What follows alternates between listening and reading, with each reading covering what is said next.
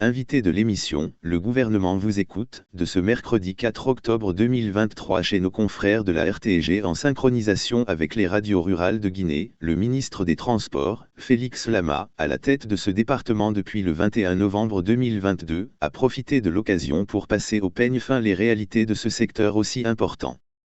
Parlant du constat à sa prise de fonction, le ministre explique que le constat qui a été fait, je peux le résumer on va dire en 3 points essentiellement. Premièrement, c'est insuffisante de l'offre publique de transport au niveau de notre pays. Que ce soit le transport terrestre, ferroviaire, maritime etc. Et ensuite cette absence d'un véritable mécanisme structuré de financement du secteur des transports qu'il faut aussi signifier ici qui reste très important. Et un dernier point qui est le trait commun en fait entre tout ça, c'est la météorologie également parce que ça relève du département des transports. Donc voici en gros le constat qui avait été fait. Donc comment faisons-nous aujourd'hui concrètement pour relever ces défis?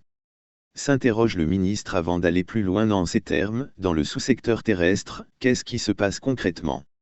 Nous constatons que l'offre privée, en fait l'offre de transport est beaucoup plus l'apanage du secteur privé pas qu'on décourage effectivement. Maintenant nous sommes en train de travailler concrètement à résoudre ou à faire face à relever ce défi-là. Le transport en commun. Nous avons constaté en Guinée, qu'au fur et à mesure les différentes sociétés des transports en commun qui ont été créées toutes ont disparu. Exactement, les sociétés étatiques ont justement disparu. Ce que nous apportons c'est à partir justement des constats d'échecs qui ont été faits au niveau de ces différentes sociétés-là pour mettre en place un système qui soit fiable et efficace et surtout qui soit pérenne dans le temps, promet Félix Lama. Parlant du déficit de moyens de transport public, le ministre des Transports annonce le lancement d'une commande très prochaine des bus pour pallier le manque. Nous partons sur une commande de 50 bus dans un premier temps. Et nous allons dédier une vingtaine sur l'urbain et une puis trentaine sur l'interurbain. On ne va pas s'arrêter là. Chaque année, on essayera au moins de commander une certaine quantité qui va venir en fait augmenter la flotte que nous aurons au niveau du pays, précise-t-il. Abordant la question du transport ferroviaire, le ministre fait une grande annonce, nous travaillons en ce moment sur la première phase en fait du chemin de fer Conakry-Cancan. Et sa première phase c'est Conakry-Kouria, 65 km de chemin de fer.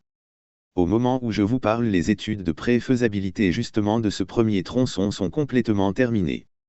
Nous avons fait nos remarques là-dessus. Nous avons déjà signé un mémorandum d'entente avec le partenaire en mode de financement qui permettra de pouvoir réaliser ce premier tronçon qui va énormément nous aider. Ça sera un transport à la fois de personnes mais également de frais.